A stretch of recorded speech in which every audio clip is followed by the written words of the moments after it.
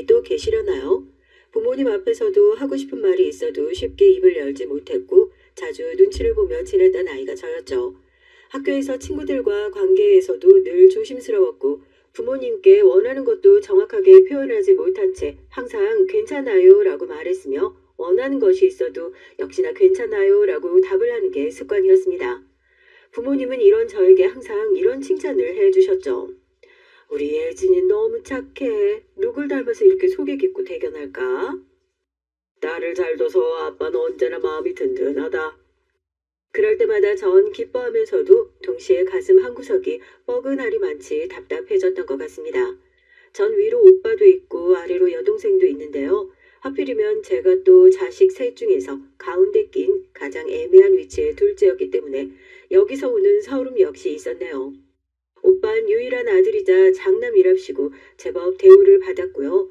여동생은 천방지축에다가 워낙 어렸을 때부터 떼를 쓰는 것에 도사였고 질투심도 많고 성격이 다급했으며 외향적이었어요. 이런 판국이었으니 제가 위에서 눌리고 아래에서 눌려서 가운데서 찌부러지는 건 누구라도 예상할 수 있었던 결과 같네요. 부모님은 일찍 맞벌이를 하셨고요.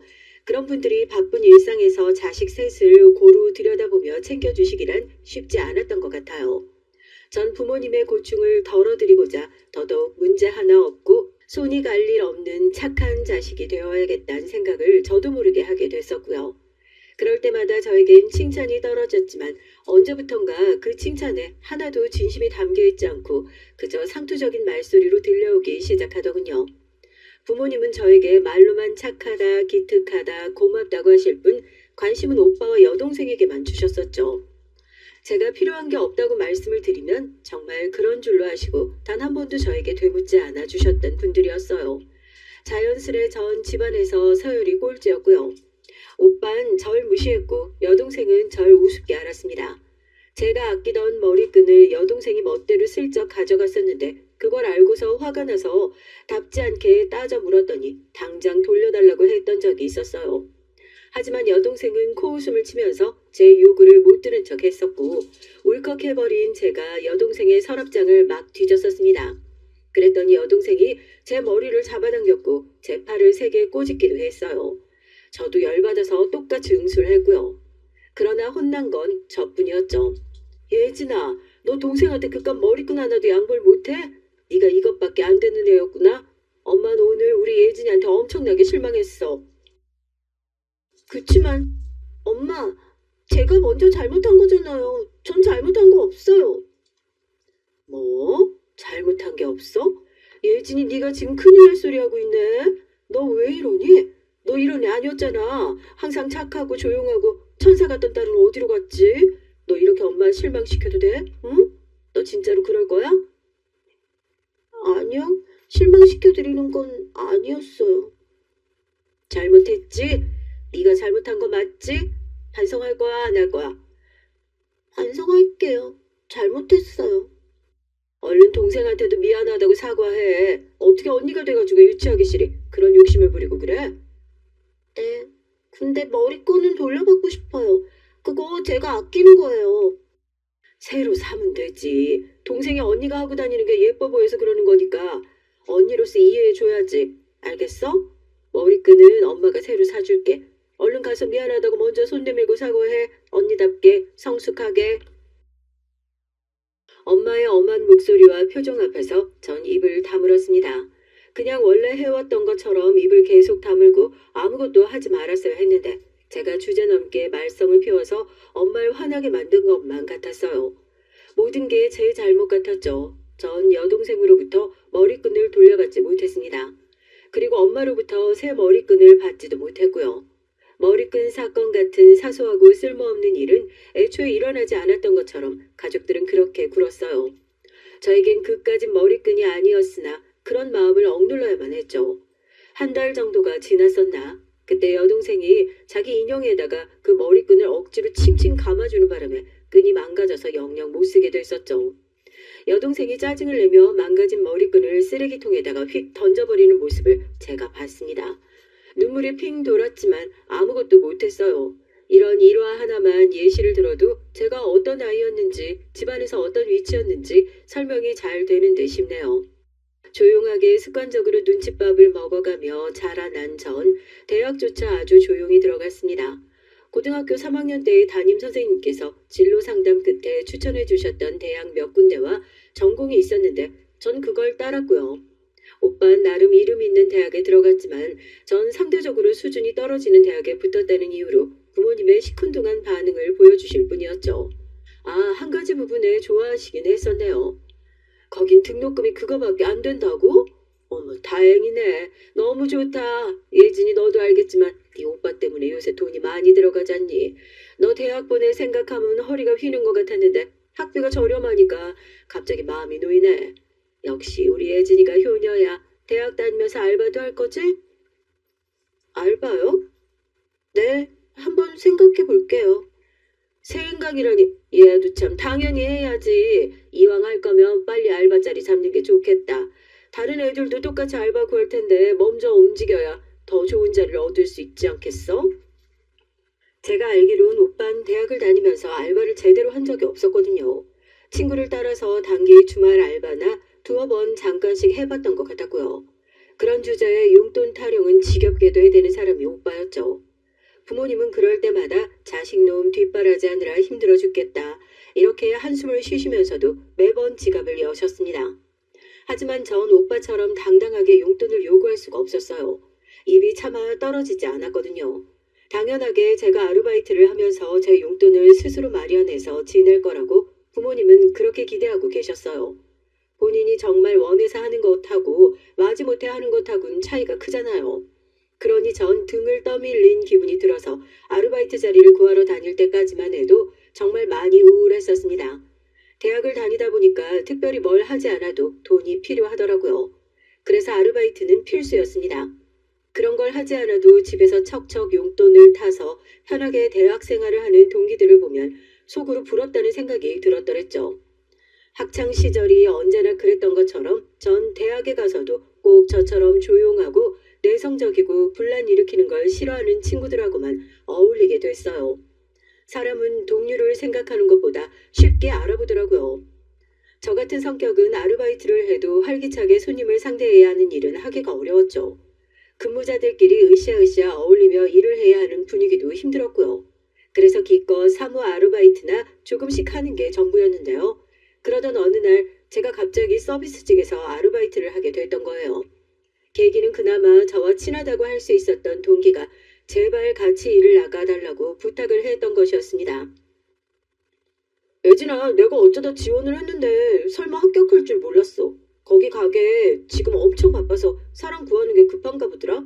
나한테 혹시 같이 일할 친구가 있으면 데려와도 된다고 하더라고. 그래서 말인데 같이 가주면 안 될까? 나 혼자서는 정말 자신이 없어서 그래. 용기가 안 나. 대체 그런 자리엔 왜 지원을 했던 거냐고 마음 같아선 동기에게 따져 묻고 싶었는데요.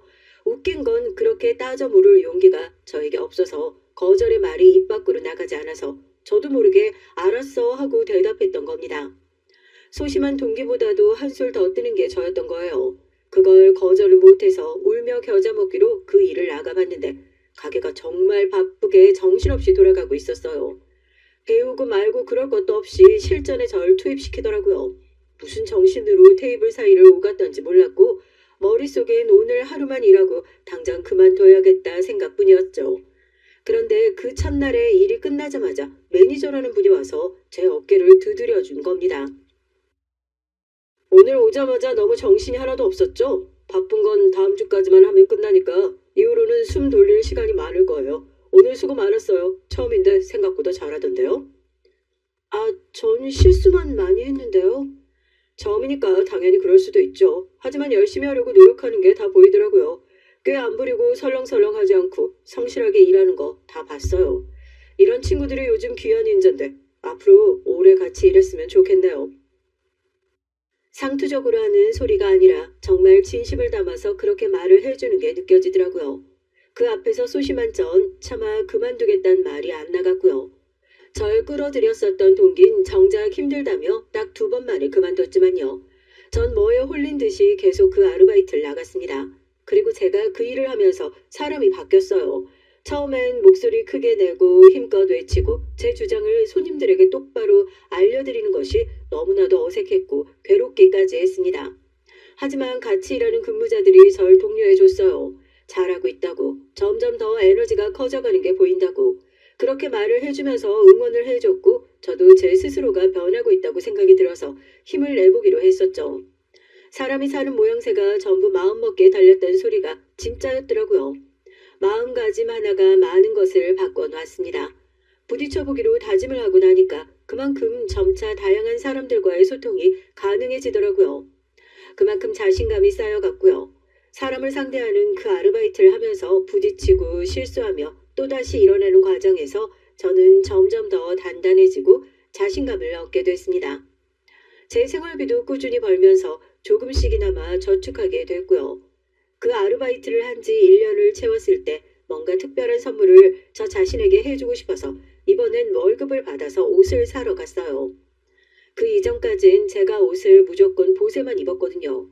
길가의 옷가게에서 파는 옷들이나 인터넷 쇼핑몰에서 파는 옷들 있잖아요.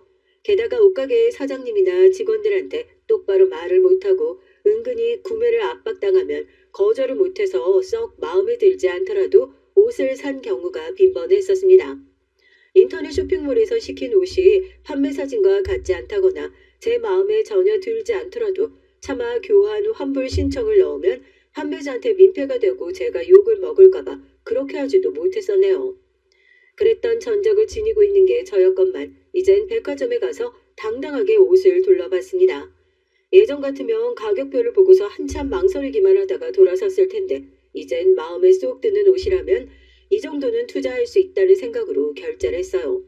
당시 유행하던 디자인의 옷이었는데 제가 그걸 입고서 집으로 들어가니까 부모님이 의외라는 눈빛으로 절 보셨습니다. 예진이 너한테 그런 옷도 있었어? 새로 샀어요. 어때요? 괜찮죠? 그래, 나쁘지 않네. 아니, 그런 스타일은 네 동생이랑 어울리는 줄 알았는데. 입어보니까 저도 꽤 어울리는 것 같아요. 전 마음에 들어요. 자주 입으려고요. 근데 그 옷 어디서 샀니? 학교 근처에서? 그 주변 옷가게들? 아니요, 백화점 가서 샀는데요. 어머나, 백화점? 네가 아울렛도 아니고 백화점을? 무슨 바람이 불어서 그랬어? 그냥 기분 전환 좀 하고 싶어서요. 이런 옷 진작에 입고 싶었는데 사고 나니까 너무 좋아요. 우리 예진이가 알바 오래 다니더니 많이 바뀌었다. 그런 사치도 다 하네. 사는 건 좋지만 돈 관리는 철저히 해. 네, 어차피 제가 번 걸로 쓰니까요. 통장에 10원 단위까지 외우고 있어서 돈 관리는 잘 하면서 쓰고 있어요. 자신감을 키워나가는 과정이 한 번에 이루어졌던 건 아니었고 도중에 제 의견을 당당하게 말하면서 심장이 크게 뛰고 속이 울렁거렸을 때도 있었죠. 그러나 이젠 어느새 말을 뱉으면서 당당하고 평온할 따름이었습니다. 이런 저의 태도가 예전과 완전히 바뀌었다는 걸 깨달으신 부모님이 당황한 표정을 지으면서 서로를 마주보셨어요. 자식의 모습이 낯설고 떨떠름하다는 기색이셨습니다. 성질머리가 있고 질투심이 강한 여동생은 제가 백화점에서 산 옷을 보자마자 탐을 냈고 저에게 어울리지 않는다며 흉을 봤어요. 그러나 전 들은 척도 하지 않았습니다. 여동생이 당황해서 도리어 제 눈치를 살피는 느낌이더라고요. 오빠는 본인이 드디어 원하던 곳에 취업을 해낸 그 얘기를 자랑스럽게 떠들고 싶어 했지만 피곤한 전 먼저 자리를 떴어요. 게다가 이미 오빠는 그 얘기를 몇 차례 진작 떠든 바가 있었거든요. 지겨운 이야기 따윈 사양하겠다며 제가 자리를 뜨자 오빠가 영문을 몰라서 당황해했습니다. 가족들의 관심과 애정을 누구보다 갈구하면서도 구석에 처박혀서 소심하게 쭈그러져 있었던 제가 드디어 당당하게 어깨를 펴고 행동을 하자 많은 것이 달라지기 시작했던 것 같아요. 예진이가 원래 저렇게 말을 잘했던 애였나? 표정도 당당하고 자신감이 넘쳐 보이네. 아빠가 저를 향해서 그런 식으로 놀라신 적은 제 평생 처음 있는 일이었어요. 반가운 일이었지만 고작 그런 것에 전 이제 일희일비하지 않았네요. 중요한 건 제 자신이 중심을 잡고 앞으로 나아가는 것이지 누군가에게 제 자아를 맡기다시피 하고 휩쓸려가는 건 이제 하고 싶지 않았거든요. 제가 제 자신을 최우선으로 두기 시작했더니 그때부터 점점 가족들이 제 얘기를 듣고 싶어 했으며 저의 말에 귀를 기울였습니다. 가족들이 하도 학교 생활하고 아르바이트 일이 어떤지 듣고 싶어 하길래 제가 나를 잡고서 얘기를 해준 적도 있었네요. 전 점차 제가 바뀌어 가게 된 점들을 알려주었고요. 그런 얘기를 하면서도 저는 더 이상 부모님의 눈치를 살피고 있지 않았고 오빠나 여동생의 기에 눌려 있지도 않았습니다. 싫으면 싫다는 표현을 하게 된 저였고요. 언제나 조용하고 순하고 내성적이던 제가 완전히 변했다는 사실을 받아들이게 되신 부모님은 처음엔 제 변화가 낯설어서 어리둥절하기도 했지만 이젠 대견할 따름이라고 하셨어요. 제 인생에서 부모님으로서 받아본 칭찬 중에 그게 제일 좋았었네요. 제가 사람은 동료를 잘 알아본다고 했죠. 남편도 그렇게 만났습니다. 맨 처음엔 몰랐는데 몇 번 만나보면서 금세 알게 됐죠. 저처럼 남편도 한땐 소심하고 내성적이고 속으로 모든 걸 삼켜내고 참으며 살던 사람이었지만 성인이 되고 난 후에 사회생활을 하면서 점차 알을 깨고 나온 경우라는 걸 말입니다. 남편도 원래 어렸을 때부터 조용한 편이었다고 하는데요. 그렇다고 해도 과하게 내성적으로 자랄 수밖에 없었던 건 시아버지 때문이라고 했습니다. 어렸을 적에 시아버지가 너무나도 엄하셨다고 하더라고요. 아버지가 젊어서 독불 장군이 따로 없으셨거든. 태상 같으신 분이라서 감히 말대꾸를 하는 건 상상도 못 해봤어. 집안의 왕으로 군림을 해오셨던 모양이었어요. 제가 그런 가정 환경을 직접 겪어본 적은 아니었지만 주변에서 얘기를 들어서 그게 대략 어떤 모습인지는 알고 있었네요. 제가 아르바이트를 하며 친해졌었던 어떤 친구 한 명도 집에서 하도 아버지가 엄하셔서 학창시절에 별것 아닌 일로도 호되게 혼이 나며 벌벌 떨었던 기억들이 많다고 했었거든요. 슬픈 사실은 대한민국에 이런 가정이 아주 드문 경우가 아닌 것 같다는 점이었네요. 이런 경우를 찾아보는 게 그리 어려운 일은 아닌 듯 싶었는데 제 남편이 해당됐던 거죠. 남편에겐 형이 한 명 있는데요. 제 시숙이신 이분은 사춘기를 지난 무렵부터 성격이 꼭 시아버지와 비슷했다고 해요. 본인이 통제권을 쥐어야 하고 고집이 세고 우기는 걸 잘하고 그랬다고 하네요. 불과 불이 만났으니 어땠겠나요? 시아버지와 시숙이 하도 싸워대서 집안은 전쟁터가 따로 없었고 그럴수록 시아버지는 더욱 엄하고 무서워지셨으며 시숙은 반항심만 강해졌죠. 그런 나날을 보냈던 탓이었을까요? 시숙은 24 나이에 사고를 쳐버렸습니다. 고작 3달 만난 여자하고의 사이에서 아이가 생겨버렸던 거예요. 혼전 임신 때문에 결혼을 하게 됐죠. 이때도 시아버지께서 노발대발하시고 살얼음판이 따로 없었고 결국 호적에서 파겠다는 소리까지 나왔다고 합니다. 이후부터 시아버지께선 당신의 장남을 안 보고 사셨다는 것 같아요. 하지만 시어머니께서 당신의 장남을 총총 찾아가 보셨다죠. 손주도 가끔 찾아가서 돌봐주셨고요. 하지만 시숙은 그 사고만 친 게 아니고 다른 사고도 친 인물이었어요. 술에 취한 채로 행인들과 시비가 붙어서 주먹다짐을 크게 한 것은 약과였다고 하고요. 평소에 악감정이 있던 지인을 역시나 또 술에 취한 채로 찾아가서 강목으로 머리를 때린 것도 모자라 그 지인의 물건을 훔쳐서 현장에서 달아나는 바람에 뉴스 기사도 났었고요. 이런 남자하고 어떻게 제정신으로 아이를 키우면서 살 수 있겠나요? 그래서 저에겐 동서가 되시는 분이 이혼을 요구하셨다가 그게 안 들어먹히자 아이를 데리고 잠적을 하셨다고 합니다. 시숙은 절대 이혼을 못 해준다고 하면서 처자식을 찾으러 돌아다니다가 또 사고를 치셨어요. 그때 치신 사고 때문에 감옥에 들어가시면서 이혼을 하셨다고 하네요. 당신의 며느리를 안쓰럽게 여기시고 어린 손주의 앞날을 걱정하신 시어머니께서 장남을 필사적으로 설득하고 빌고 그렇게 하시면서 이혼을 유도해 내셨다는 것 같습니다. 하지만 시어머니께서 연 끊은 장남을 자꾸만 찾아가면서 연락하고 지내왔다는 걸 괘씸하게 여기신 시아버지께선 또다시 분노하셨고요. 시어머니께선 2번 다시 장남을 도와주지 않겠다고 하시면서 시아버지께 싹싹 비셨다는 후문입니다. 시숙은 출소하고 나서 먼 지역으로 거주지를 옮겼고 거기서 자리를 잡고 어떻게든 산다는 것 같았어요. 집안 사정이 이러했으니 남편 같은 성격은 찍소리도 못하고 숨죽이고 조용히 눈치만 살피면서 그렇게 살 수밖에 없었던 거예요. 혹시라도 시아버지의 심기를 건드릴까 봐서 마치 투명인간처럼 집에서 그렇게 지내는 게 남편의 오랜 습관이었다고 합니다. 안 그래도 고충이 많으신 시어머니께 신경 쓸 거리 하나 없고 손 갈 일 하나 없는 그런 착한 아들이 되어드리고 싶어서 어리광 한 번을 안 피웠다고 하더군요. 집에서도 그렇게 눈치 보고 사니까 학교에서도 자연스레 조용하고 꼭 자기 같은 친구들 몇 명하고만 어울리면서 공부만 하는 학창 시절을 보냈다고 했는데 그런 것까지도 저와 닮아 있어서 놀라웠어요.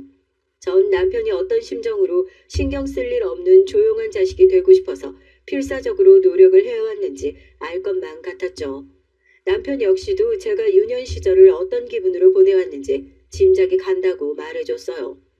그때부터 저흰 서로의 평생 동반자가 될 운명이었던 것 같네요. 서로 죽이 잘 맞았고 남들은 결혼하기 전에 준비 과정에서 최소한 한 번쯤은 싸운다고 하던데 저희 부부는 놀랍게도 작은 언쟁조차 없었답니다. 그 정도로 잘 맞았던 건데요. 저희 부모님의 눈에도 그렇게 보였던 것인지 제가 꼭 저 같은 사람을 만나서 결혼하게 됐다고 보셨습니다. 서로 잘 통하니까 안 싸우고 잘 살겠네. 생긴 건 순해 보이지만 눈빛은 강하고 생기가 도는 게 둘이 똑같다. 서로 잘 만났어. 그렇게 말씀해 주시며 축하를 해주시던 엄만 어딘가 시원섭섭한 기색을 띄우고 계셨죠. 제가 이렇게 짝을 만나서 훌쩍 시집을 가겠다고 할 줄 알았다면 진작에 저와 둘이서 여기저기 쇼핑도 다니고 모녀 간의 진솔한 대화도 따로 나누는 시간을 가져보고 그렇게 지내볼 것을 그러지 못했던 게 아쉽고 후회가 된다고 하셨습니다. 엄마의 그 말씀을 듣고 전 가슴이 저릿해졌어요. 저 또한 안타까움을 느꼈기에 그랬기도 했지만 엄마가 저에게 그런 소리를 해주셨다는 것 자체가 속으로 많이 기쁘고 행복했기 때문입니다. 그래서 제가 먼저 엄마의 손을 붙잡아 드리고 이렇게 말씀을 드렸어요. 결혼한다고 해서 그걸로 끝도 아니니까요. 앞으로 엄마하고 더 재밌게 시간 많이 보내면 되죠. 좋은 곳 있으면 저하고 같이 놀러가요. 제가 모시고 갈게요. 아이고 말이나마 고맙다. 역시 우리 딸이야. 아주 대견해. 엄마는 애써 웃으면서 대답을 해주셨지만 그 순간에 많이 울컥하셨던 것인지 눈가가 촉촉하게 금세 젖어 있었습니다. 전 엄마의 뱃속에서 태어났을 때부터 엄마의 자식이었고 평생을 모녀 관계로 살았는데 그 안에서 아쉬운 부분만 잔뜩 남겼다는 점이 새삼 씁쓸했어요. 이제라도 그 이전보다 성숙한 마음가짐을 지니게 돼서 다행이란 생각 또한 들었답니다. 시부모님께서는 어떤 분이셨는가 하면 어찌 보면 대한민국에서 가장 흔하게 찾아볼 수 있는 부부의 모습, 그리고 또 부모의 모습을 하고 계신 분들이었어요. 시아버지께서는 무뚝뚝한 인상에 인매가 특히 고집스럽게 다물려 있는 모양이 눈에 들어오는 분이셨고요. 말수가 평소에 많지 않으셨는데 가끔 텔레비전에서 마음에 안 드는 정치인이 나온다거나 하면 그때부터 흥분하신 채로 한참을 혼자 열변을 토하셨고요. 매일은 아니고 가끔 약주를 하셨는데 그러고 나면 또 옛날 옛적 얘기부터 시작해서 당신의 인생에서 억울하고 짜증났던 부분이나 통쾌하고 우스웠던 사건들을 끊임없이 늘어놓으셨답니다. 제가 시아버지의 그런 면모들을 직접 다 마주했던 건 아니었고 대체로 시어머니를 통해서 들은 것이었죠. 시어머니께서는 웃으시는 표정이 순박해 보이는 그런 분이었습니다. 시아버지께서는 체구가 약간 큰 편이시고 시숙도 그랬고 남편도 덩치는 꽤 있는 편인데 시어머니께서는 왜소하셨어요. 특히 어깨를 항상 안쪽으로 구부려서 움츠리고 있는 모양새였기 때문에 더 그렇게 보였던 것 같네요. 말씀도 조용조용하게 하셨고요. 그래서 전 처음에 시어머니께서 무척 내성적이고 말수도 없으시고 사교성도 없고 그냥 조용하게 지내는 것만 좋아하시는 분인 줄로 알았죠. 하지만 지내보니까 딱히 그러지도 않더라고요. 어머님 혹시 감자칩 같은 거 좋아하세요? 감자칩? 글쎄다 내가 먹어본 기억이 너무 가물가물한데 그건 왜 묻니? 아 그게 이번에 제 지인이 휴가 내고 해외여행을 다녀왔다가 외국 과자를 맛보라고 여러 개 사왔더라고요. 어쩌다 보니까 양을 꽤 받았는데 감자칩도 거기에 있는 거예요. 현지에서 엄청 인기인 감자칩이라던데 저희 둘 다 감자칩을 전혀 안 먹어서 혹시 어머님은 어떠신가 해서 여쭤보는 거예요. 좀 드릴까요? 몇 봉 있어요. 외국 과자? 그럼 맛이나 좀 볼까? 아예 아니다. 아유 괜히 또 나 때문에 네가 번거로워질라. 네? 아니에요. 번거롭기는요. 그럼 다음에 가져다 드리면 되죠? 어머님 드실 것 같으면 그럼 제가 가지고 갈게요. 아유, 나 때문에 그럴 것 없는데. 나이 먹고서 외국 가자니 뭐니. 감자칩 좀 먹겠다고 내가 주책인 건 아닌가 몰라. 과자 하나에도 어쩔 줄 몰라 하시는 것도 희한했지만 그때 느낀 게 은근히 말씀을 술술 잘하신다는 것이었어요. 그때가 결혼하고 나서 한 4개월째 되던 시기였던 것 같네요. 그 주말에 날씨도 무척 좋았는데 남편이 컴퓨터로 작업할 일이 있다고 해서 일을 하게 두고 저 혼자 시어머니를 모시고 공원 나들이에 한번 나가봤습니다. 돗자리 깔고서 과자랑 커피를 먹자고 제안을 드렸더니 시어머니께서 너무 놀라신 나머지 아무 대답도 못 하셨어요. 살면서 그런 건 한 번도 안 해봤는데 어떻게 해야 하냐면서요. 또 어쩔 줄을 몰라 하시더라고요. 그래서 전 그런 제안을 드리길 잘했다 싶어졌죠. 사람들이 놀러 나온 공원의 한 구석에 저희도 자리를 잡고 앉아 있었네요. 네 시애비가 알면 나보고 꼴값이라고 그럴 거야. 이게 뭐가 어때서요? 알면 분명히 나더러 놀고 자빠졌다면서 욕이 나겠지. 어머님, 제가 그동안 어머님을 잘 모르고 있었던 것 같아요. 말수도 거의 없으시고 외출하는 걸 별로 안 좋아하시고 그런 줄로만 알았거든요. 그런데 오늘 보니까 이렇게 나와 있는 거 좋아하시는 것 같아서요. 제 말이 맞죠? 응? 그렇지. 내가 나와 있는 걸 별로 싫어하는 건 아니야. 딱히 평소에 이렇게 나와 있을 일이 없어서 그래. 주말에 이런 시간에 밖에 나와서 앉아 있는 게 얼마만인지. 마지막에 언제였던 건지 기억도 안 난다. 딱히 건수가 없어도 외출을 하시면 좋죠. 요새는 어르신들도 혼자서 카페 같은 데 잘 가시던데요. 여유로운 오후 시간대에 혼자 카페에 앉아서 카푸치노 한 잔씩 하시는 어르신들 많이 계세요. 제가 이렇듯 적극적으로 목소리를 내는 것엔 이유가 있었습니다. 별다른 이유 없이 밖에 나와서 사람 구경을 하면서 좋은 날씨를 즐기는 것이 시어머니께서는 좋으시면서도 그런 당신 스스로의 모습에 어색해하고 계셨고 자꾸 시아버지의 반응이 어떨 것인지 추측하시면서 신경을 쓰고 계셨기 때문이에요. 남편이 집안에서 숨을 죽이고 조용하게 속 안 썩이는 자식으로 살기 위해 노력을 해왔던 것처럼 어쩌면 시어머니께서도 당신의 아들처럼 꼭 그렇게 조용히 지내려고 노력을 해오셨던 것일지도 모르겠다는 짐작이 들었죠. 시아버지의 비위를 거스리지 않으려고 말입니다. 처음에 저희 부부가 결혼하겠다고 뜻을 밝히고 인사를 드리러 갔을 때도 시아버지 혼자만 저희를 허락하니 많이 하는 소리를 하셨고 결혼식 방향이나 상견례 진행이나 경제적인 부분 같은 것들을 물어보셨었죠. 훈계도 덕담도 시아버지 혼자서만 주셨고요. 시어머니께서는 그 옆에서 조용히 고개를 끄덕이시던 게 전부였습니다. 중요한 발언은 시아버지 혼자서만 할 수 있는 것처럼 보였었고요. 시어머니께서는 마냥 내성적인 분은 아니시고 바깥에 나와서 돗자리를 깔고 시간을 보내면서 외국 과자를 이것저것 맛보시는 것도 재밌어 하시는 분이라는 것도 알게 되자 전 시아버지 때문에 너무 억눌려 지내시는 게 아닐까 하는 짐작이 들었습니다. 시어머니께서는 평생에 해외여행을 안 가보셨고 그래서 저희 부부가 신혼여행을 멀리 하와이로 다녀온 것이 부러웠다고 하셨어요.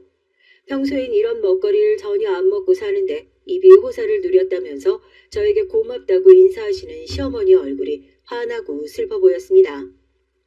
어머님, 제가 종종 모시고 나올게요. 진작 이랬어야 했는데 제가 생각이 짧았네요. 아이고 아니다 괜찮어. 나 때문에 그럴 것 없어. 너희 아직 한창 때 신혼인데 나 때문에 신경 쓰이면 어떡하니? 그렇게 생각하지 마세요 어머님. 저희가 당연히 해드려야 하는 부분이에요. 나 같은 사람이 당연하게 받을 수 있는 게 뭐가 있다고. 아유 큰일 났다. 전화가 들어와 있었네. 아이고 전화 오는 소리도 못 들었네. 아이고 이걸 어쩜 좋아.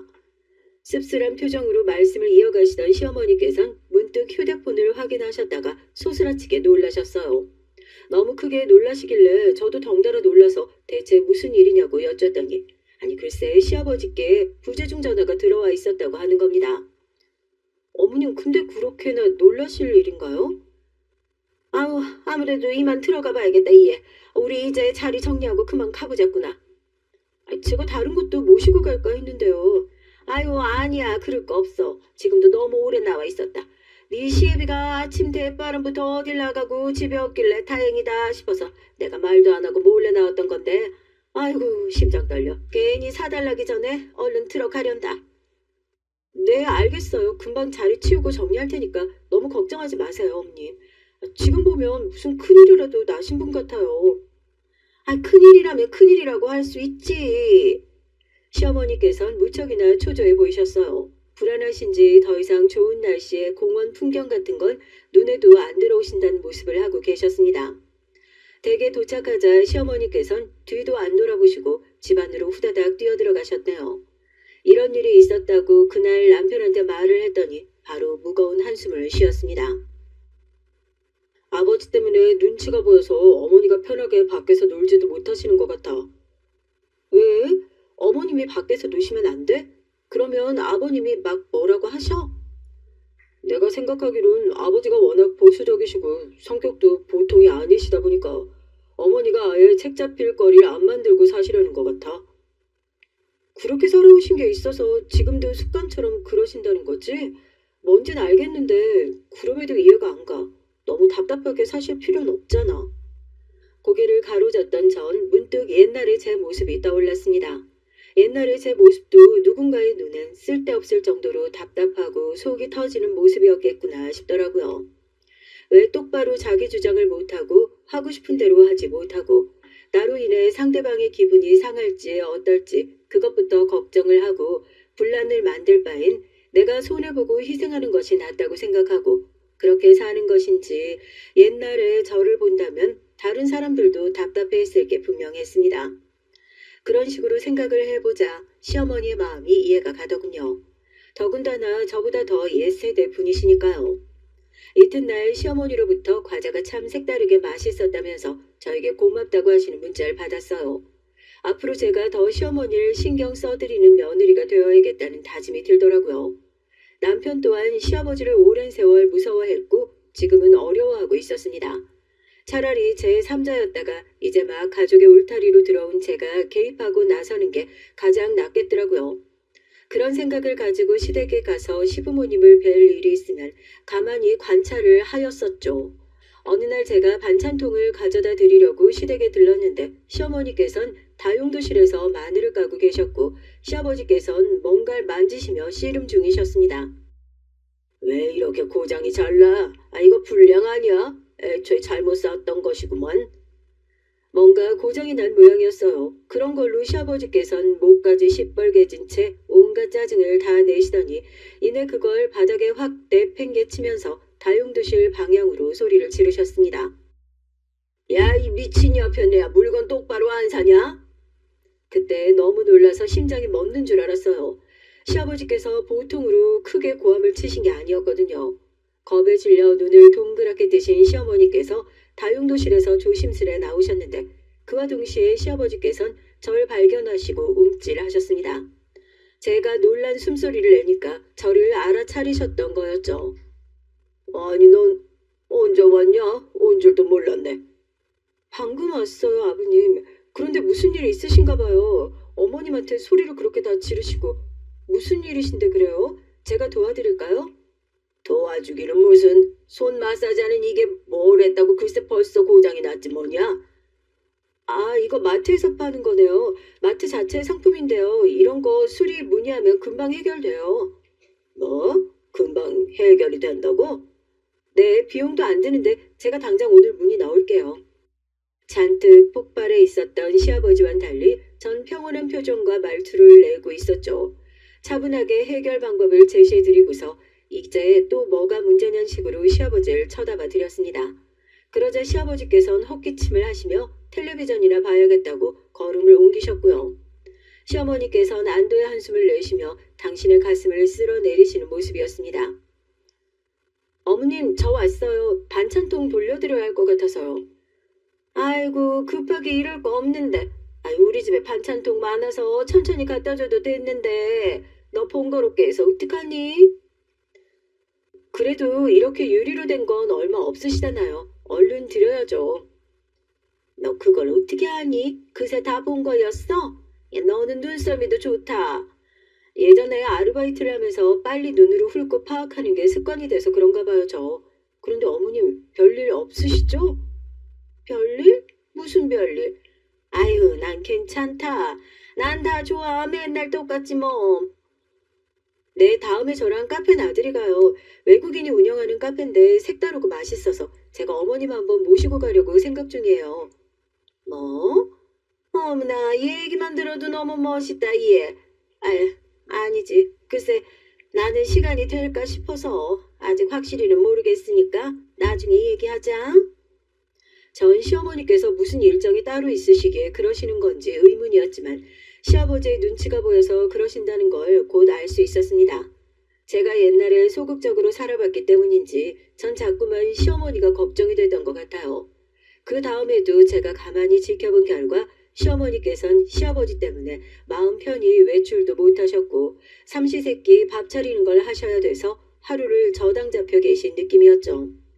시아버지 때문에 하루 24시간 대기를 하고 계시는 것 같았어요. 그런 시어머니의 모습을 남편도 잘 모르고 있었다고 그랬습니다. 들여다볼 일이 없었고 시어머니께서 절대로 당신의 아들에겐 고충을 안 털어놓으시니까 남편으로선 자세히 알 길이 없었나 보더라고요.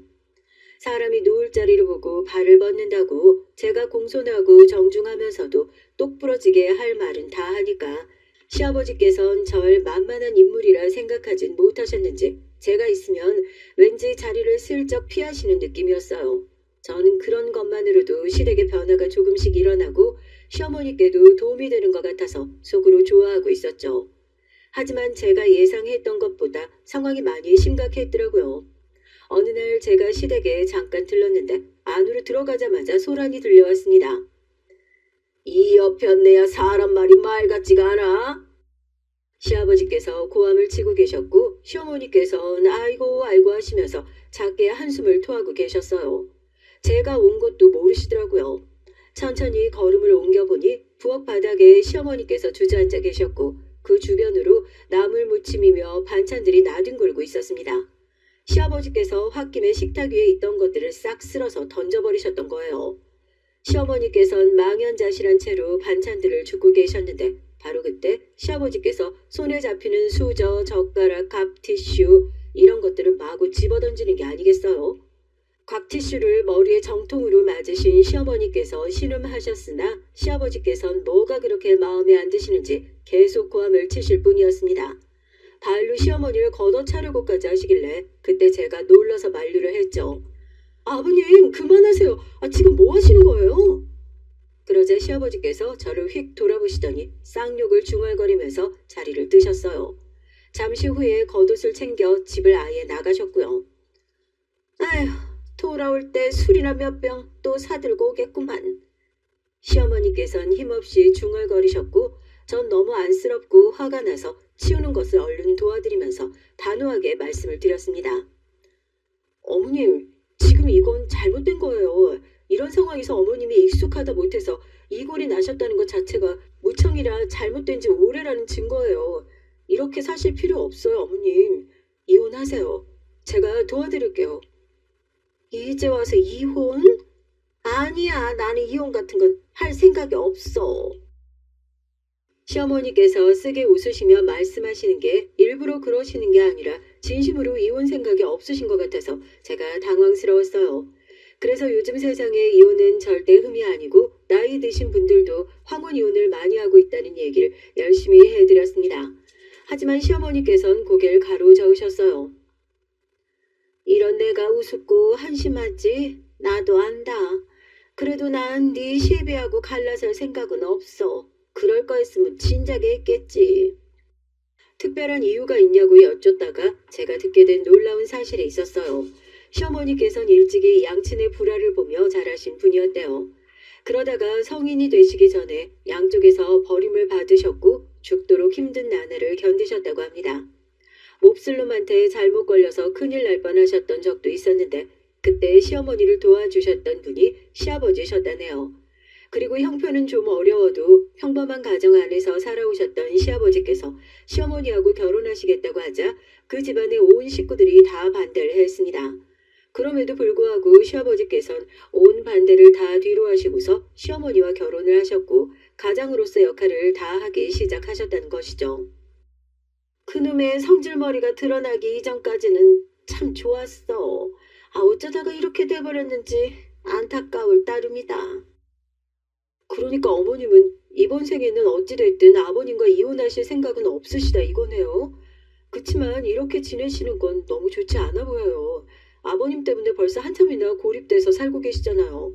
어머님한텐 의지할 데가 아버님밖에 없다는 게 바로 그 아버님의 고통의 주범이시니. 아, 그렇지. 어머님, 그럼 이렇게 해보시는 게 어떠세요? 착잡하게 말을 이어가던 제 머릿속에 전구가 하나 켜졌어요. 시어머니께서는 어디에 따로 의지할 곳이 없으니까 더욱 그렇게 사실 수밖에 없었고 그 사실을 시아버지께서도 잘 알고 계셨던 거예요. 바로 그 점에서 방법을 찾아냈습니다. 제가 알려드린 방법을 들으신 시어머니께서는 과연 그게 통할까 미심쩍어 하셨습니다만 일단 그렇게 해보겠다고 하셨어요. 그리고 며칠 후 저녁 시간에 시어머니께서 저희 집으로 찾아오셨습니다. 작은 손가방 하나 달랑 드신 채로요. 예, 내가 진짜로 와버렸는데 이래도 괜찮은 거니? 아니, 너희들 나 때문에 괜히 신경 쓰여서 어떡해. 어머님, 잘 오셨어요. 괜찮으니까 들어오세요. 여보, 어머님 드리게 부침개 하나만 더 붙이자. 시어머니의 방문을 저희 부부는 흔쾌히 반겼고 원하시는 만큼 머무르시라고 했습니다. 이게 어찌된 일인가 하면 시아버지께서 또 거센 행패를 부리시면 그땐 저희 집으로 무조건 피신 오시라고 제가 그랬거든요. 시어머니의 믿을 구석이자 피난처가 있다는 걸 시아버지께서는 아실 필요가 있었습니다. 그리고 덕분에 시어머니와 남편이 모자지간에 진솔한 대화를 나눌 기회도 생겼고요. 시어머니께 걸려온 시아버지의 전화를 남편이 대신 받았어요. 아버지, 어머니는 저희가 모시고 살까 합니다. 아버지 때문에 어머니가 힘들어하시는 모습 더는 못 보겠어요. 망나니 장난과는 차원이 다른 의젓하고 책임감 넘치는 게 차남이라는 걸 시아버지도 인지하게 되셨죠. 저희 부부가 혹시나 불편해할까봐 눈치를 보며 어쩔 줄 몰라 하시던 시어머니께선 점점 더 편안한 얼굴을 하게 되셨고요. 아쉬운 쪽은 시아버지뿐이었습니다. 그리고 시어머니께선 며칠 뒤에 대구로 돌아가셨는데요. 그리고 나서 보름 정도가 지났을 때 또 저희 집으로 찾아오셨어요. 이번엔 며칠이 지나고 한 달이 되어도 대구로 안 돌아가셨어요. 대체 언제 집으로 올 거야? 이러다가 나 죽어서 굶어 죽겠어. 시아버지께선 완전히 백기를 드셨고요.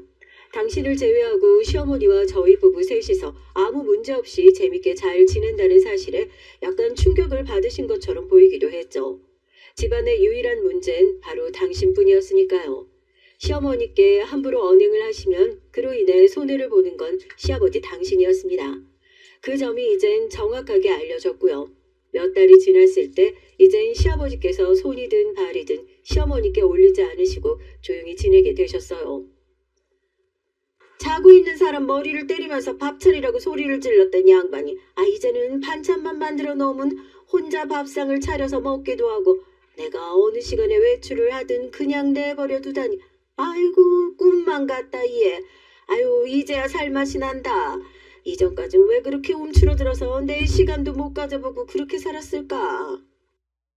이제라도 편하게 지내실 수 있게 됐으니 다행이죠 어머님. 앞으로 더 좋은 일만 있을 거예요. 내가 며느리 하나 잘 본 게 내 인생에서 큰 복이었나 보다. 그동안 내가 생각을 많이 해봤는데 그렇다면 나도 너에게 제대로 보답을 하는 게 맞을 것 같더라고. 내가 똑 부러지고 야무지니까 분명히 나보다 이 돈 잘 쓸 거야. 나 같은 사람은 이런 돈 있어봤자 당최 뭘 해야 할지도 모르겠더라고. 네?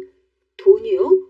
실례지만 어머님께 무슨 돈이 있다고 그런 말씀을 하세요? 저를 향해 시어머니께서 빙그레 미소를 지으셨던 그 순간 반전이 펼쳐졌어요. 시어머니께서는 시아버지 몰래 억대의 재산을 들고 계셨던 겁니다. 이게 어떻게 된 재산인가 하면 시어머니의 양친께서 돌아가실 때 물려받은 것이었어요. 비록 버림받은 자식이었지만 그럼에도 친자식이었기 때문에 받을 수 있었던 재산이었습니다. 시어머니께서는 그 재산을 받으셨던 당시에 아무 생각 없이 은행에 묶어뒀는데 그게 지금으로선 상상도 할 수 없는 이자를 주는 상품이었던 거죠. 나중에 은행에서 제발 이 상품을 해제해달라고 시어머니께 연락을 하면서 빌고 빌었다는데 시아버지 때문에 머리가 아파서 그런 고려를 하시는 것 자체가 어려우셨던 시어머니께서는 그걸 계속 그냥 두셨던 거예요. 한때는 당신의 장남에게 몰래 전해줄 계획도 세우셨었지만 그것 또한 골치가 아파서 실행에 못 옮기셨고요. 그 바람에 돈이 불어났습니다. 시어머니께서 저에게 건네주고자 하셨던 돈은 무려 5억에 달했어요. 제 눈을 의심했었네요. 이런 재산을 들고 계셨음에도 여태 그렇게 사셨다는 게 믿어지지가 않아서 얼마나 허탈한 웃음이 나왔던지 몰라요. 당연히 남편에겐 이 사실을 공유했고요. 남편도 기절할 듯이 놀랐습니다. 시어머니의 입장에선 저희 부부가 일찌감치 재산을 물려받는다는 느낌으로 이 돈을 들고 있는 쪽이 편하다는 걸 깨닫고 거절하지 않고 받기로 결정했죠. 경제권은 남편이 저한테 줘서 제가 다 관리를 했고요. 남편이고 시댁이고 관계에 있어서 문제 하나 없이 제가 잘 살아가는 모습에 친정 식구들이 감탄을 금하지 못했답니다. 시어머니께 받은 놀라운 재산으로 제가 정말 놀라운 행동들을 했는데요. 만약 다음에 기회가 된다면 바로 이 부분을 사연에서 풀어보고 싶네요. 지금까지 제 얘기 들어주셔서 고맙습니다. 안녕하세요, 구독자 여러분. 전 서울에 살고 있는 30대의 아기 엄마입니다. 전 피치 못할 사정으로 시댁에서 같이 살고 있는데요. 아기 때문은 아니고 남편 때문에 시댁에 살고 있어요. 그런데 이번에 남편과 이혼을 하려고 소송을 하고 있는 중입니다. 어떻게 해서 제가 이혼을 결심하게 됐는지 여러분들 궁금하지 않으세요?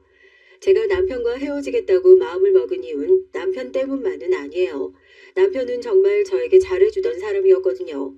하지만 제 남편은 다 괜찮았지만 제일 큰 문제가 있었는데요.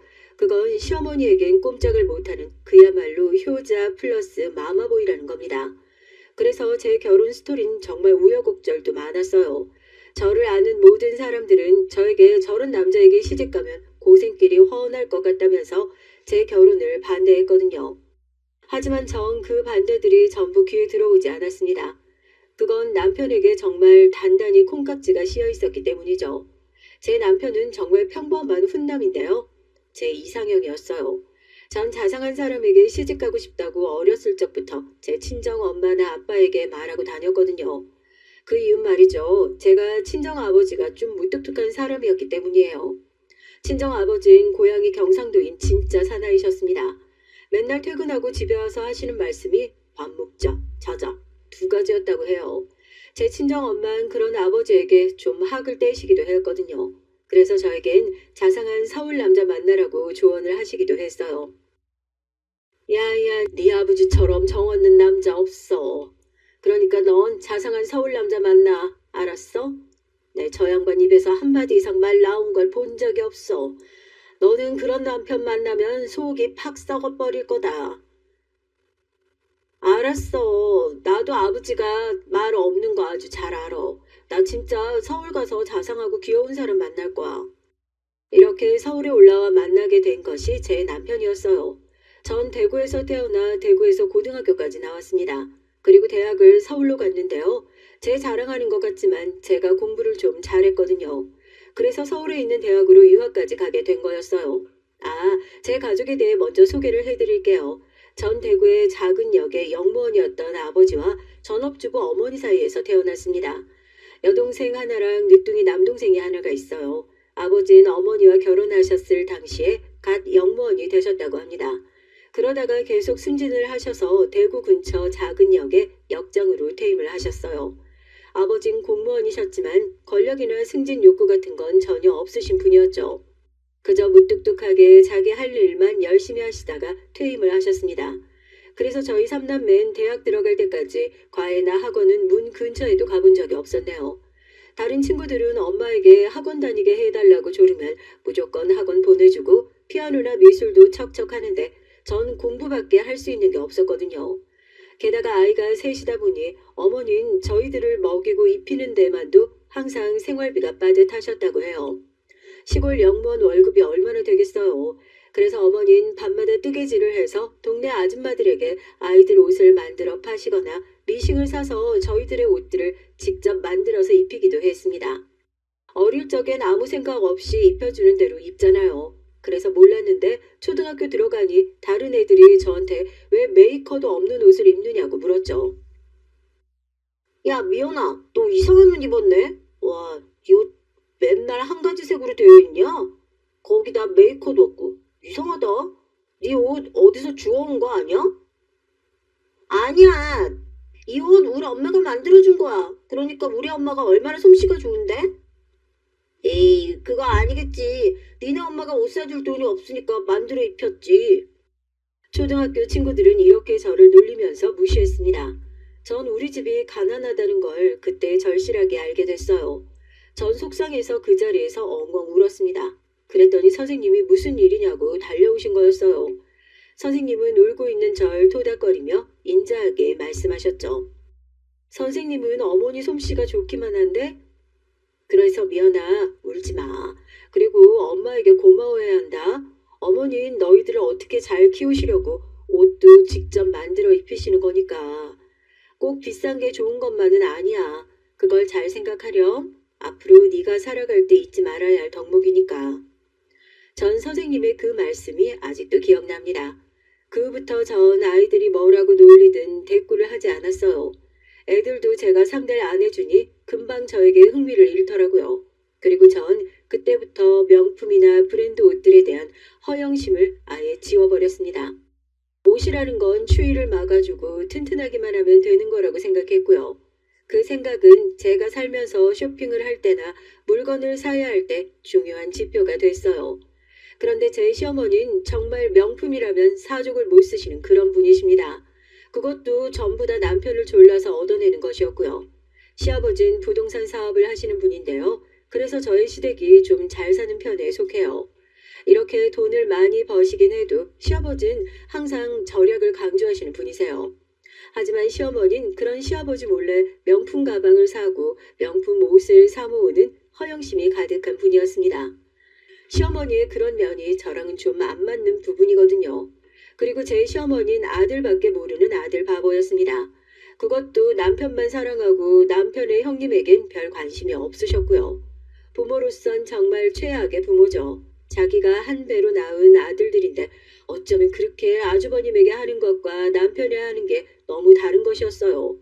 그러니 남편도 찍소리도 못하고 시어머니의 말이라면 무조건 듣는 예스맨으로 자라난 것이 문제였습니다. 전 첫째 딸이어서 그런지 부모님이 저한테 기대는 많이 하셨지만 적당한 거리를 두고 사랑해 주셨거든요.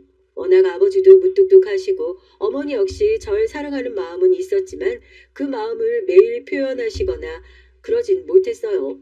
남사스럽다고 하시면서 애들을 잘 안아주지도 않았고 말도 툭툭 하셨고요. 그래도 전 제 친정 부모님이 절 사랑하고 계시다는 걸 아주 잘 압니다. 하지만 시어머니는 남편에게 너무 정신적으로 의지를 많이 하고 계셨던 것 같아요. 그러니 남편은 마음이 약해서 어머니에게서 독립을 하지 못하고 서로 의지하면서 아주 기형적인 관계를 유지하고 있었습니다. 그리고 문제는 그 상태가 저랑 남편이 결혼을 하고 나서도 지속됐다는 거예요. 시어머니는 상견례 자리에서 둘째 아들과 떨어져 사는 것은 생각도 해본 적이 없으시다면서 저에게 무조건 합가를 요구하셨죠. 그런데 웃긴 건 첫째 아들에겐 결혼하자마자 집을 얻어서 나가 살라고 하신 것이었습니다. 여러분들, 우리 시어머니 너무 웃기지 않으신가요? 남편의 형, 즉 시아주버님은 합리적인 생각을 가진 사람이었어요. 그리고 제 형님도 그냥 무난한 사람이었고요. 시아버지는 유교적인 사상을 가지신 분이 아니어서 장남이 부모를 모셔야 된다거나 사업을 이어받아야 한다는 말씀도 없었고요. 사업은 잘하는 사람이 해야 한다는 생각을 가지신 분이었습니다. 그래서 아주버님은 회계과를 나와 회계사 사무실을 차리셨어요. 시아주버님은 저랑 10살 차이가 나는데요. 동생을 막 미워하진 않지만 별 관심이 없는 사람이에요. 그저 명절 때나 만나고 나면 별로 볼 일이 없는 사람이죠. 형님도 마찬가지고요. 그래서 전 시아주버님과 형님에겐 별로 억하심정이 없어요.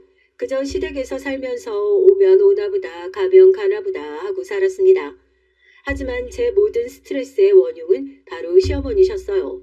시어머님 본인은 소녀 같다고 생각하시지만 정말 너무 나이에 맞지 않는 고집과 아집을 장착하고 계신 분이십니다.